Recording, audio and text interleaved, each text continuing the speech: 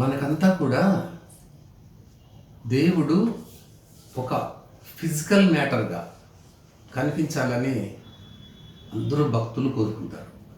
దేవుడు ప్రత్యక్షం అవ్వాలని అంటే ఏ విధంగా ఉండాలని కోరుకుంటున్నారు అంటే మనలాగే మనిషిలాగే కనిపిస్తూ వీలైతే ఒక 4 చేతులు, ఒక 2-3 తలలు, ఏదో చక్రమో గదో బాణమో అంబో ఏదో సంథింగ్ ఉంటే మనకు తృప్తి కాదండి.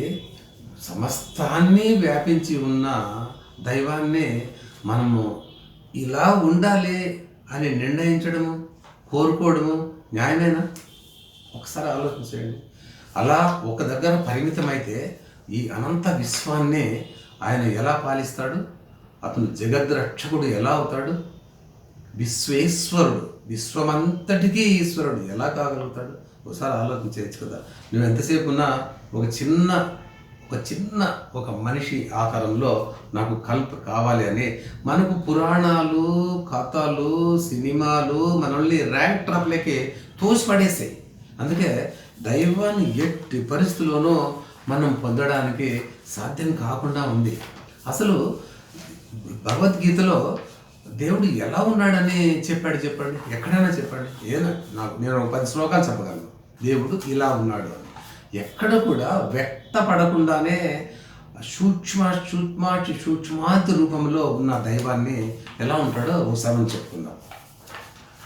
శ్రద్ధావాన్ లభతే జ్ఞానం తత్పరః సంయతేంద్రియః జ్ఞానం లబ్ధ్వా పరాన్ శాంతి అచిరేణాధిగచ్చతి.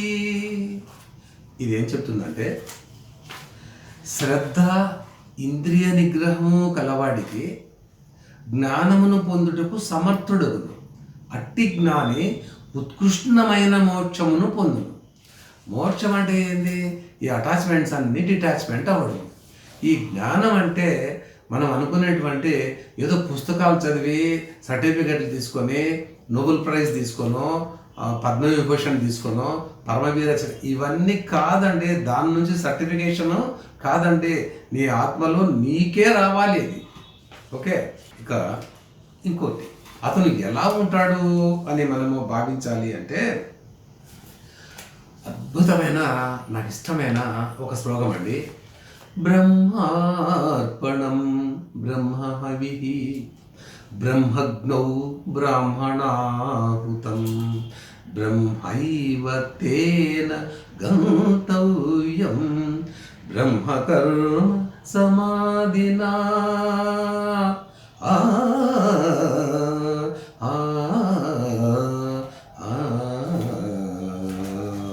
దీంట్లో యజ్ఞ పాత్రము బ్రహ్మము, హోమ ద్రవ్యము బ్రహ్మము, అగ్ని బ్రహ్మము, హోమము చేయువాడు బ్రహ్మము, బ్రహ్మ కర్మ సమాధి చేత పొందనగు ఫలము కూడా బ్రహ్మమనియే తలంచవలెను.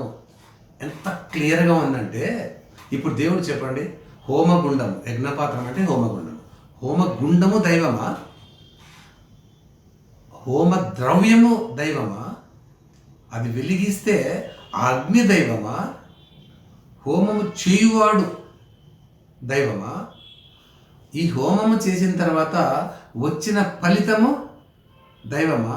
అన్నీ నేనే అని చెప్పబడి ఉంది అక్కడ.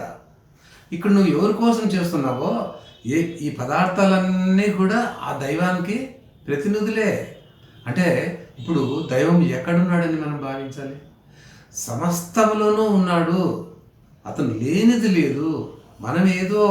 మనము ఆ స్థాయికి వెళ్ళడానికి చేతకాక ఏవో ప్రయత్నాలన్నీ చేసుకుంటూ నేను మహాభక్తుణ్ణి, నాకంటే గొప్ప భక్తుడు లేడు, ఇలా మాట్లాడుకుంటూ ఉన్నాము.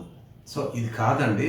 నిజంగా దైవము ఎన్ని రూపాలుగా, అందుకే కదా చెప్పాడు, మొత్తం అన్ని రూపాలుగా నేనే ఉన్నాను, సమస్త విశ్వమంతా నేనే ఉన్నాను. ఆటం తీసుకోండి, ఒక ఆటంలో సూర్యునిలో ఉన్నటువంటి ఖగోళంలో ఎన్నైతే గ్రహాలు తిరుగుతూ ఉన్నాయో అలాగే ఒక ఆటం అంటే ఒక అణువులో దాంట్లో ఎలక్ట్రాన్స్, ప్రోటాన్స్, న్యూట్రాన్స్ అన్నీ కూడా ఈ విశ్వ ప్రపంచంలో ఎంత జరుగుతుందో అంత అందులోనే ఉంది.